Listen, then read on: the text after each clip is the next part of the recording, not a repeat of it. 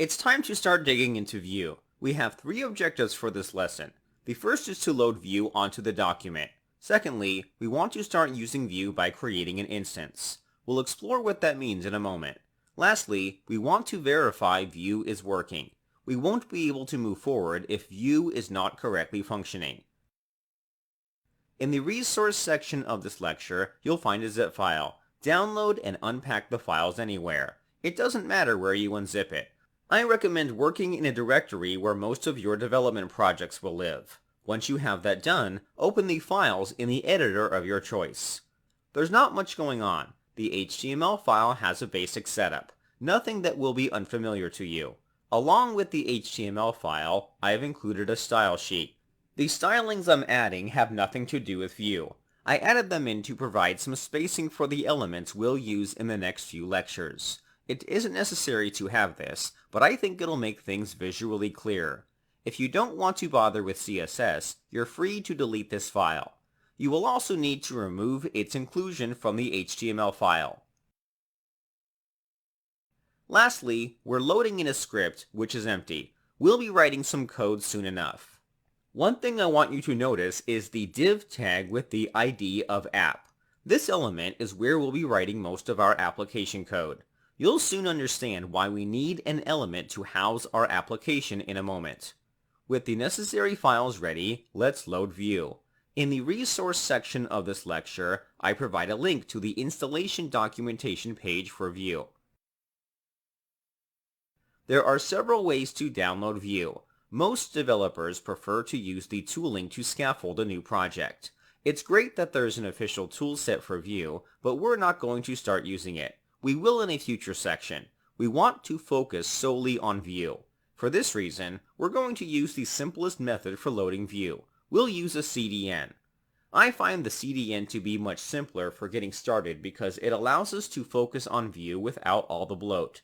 It's truly the best way to experience Vue without committing to an entire toolset.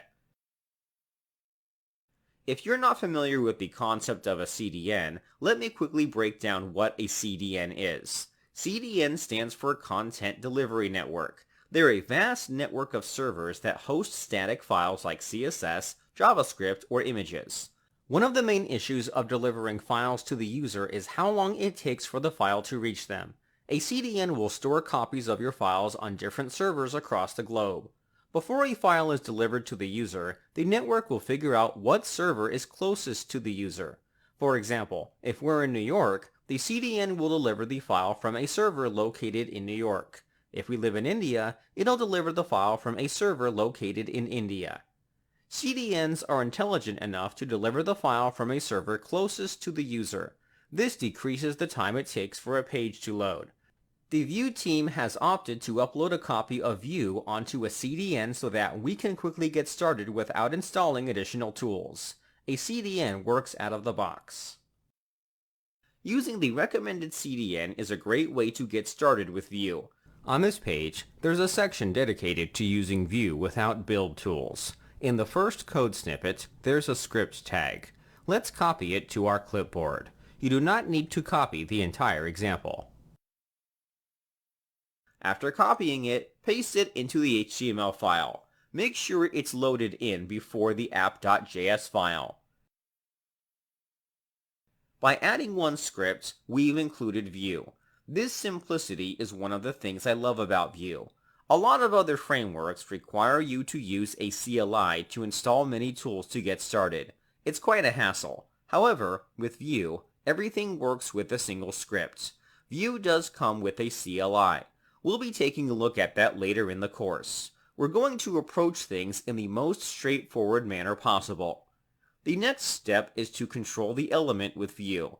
Even though we've included Vue, it does not automatically do anything to the page. We're the ones responsible for telling it what to control. Doing this is very simple. Inside the JavaScript file, we're going to call a function called Vue.createApp. The Vue object is defined by the script we added in. It has a function called createApp where it'll tell Vue to initialize a new application. The application it returns has the capability of keeping track of data and manipulating the document. This function has one argument, which is an object of configuration settings. We'll pass in an empty object. We'll add some settings later. The next thing we need to do is mount the application. The word mount is something you'll come across frequently in the documentation. It's used to describe the process of Vue inserting itself into the document. At the moment, we created an application, but we didn't tell Vue where to render the data. We need to instruct Vue where to mount the application. The createApp function will return an object with a method called mounts. We can chain the mount function after creating the app. This method has one argument. It's the element the application should mount itself to.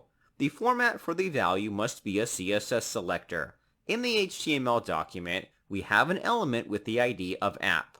We'll pass in #app. Be sure to pass this in as a string. That's important to note down. We've created our first app. It won't do anything, but let's check if it works. To view the file in your browser, you can double-click on it in your File Explorer or drag the file onto the browser. Typically, we would deliver our application from a server. Servers are computers that are capable of handling requests for an application. We're working locally, meaning we're working on our personal computers. The Vue team has developed a solution for creating a server on our machines. That's something we'll look at in a future lecture. For now, opening files directly in the browser will work. We won't be using features that require the necessity of a server. As you can see, nothing is happening. Let's open the console to check for some errors. I'll be using Chrome for this course. I recommend you use Chrome as well because it comes with the latest features of JavaScript and the best tools for development. You can open the console by pressing F12 on your keyboard. If you're on a Mac, you can press Command-Option-I. The console will not output any errors. Let's check the Elements panel for a moment. Nothing changes here either. Alright, so nothing is happening so far. How do we verify if Vue is controlling the element with the ID of app? There are a couple of ways, but I think the easiest way is to use the official dev extension. We'll take a look at this tool in the next lecture.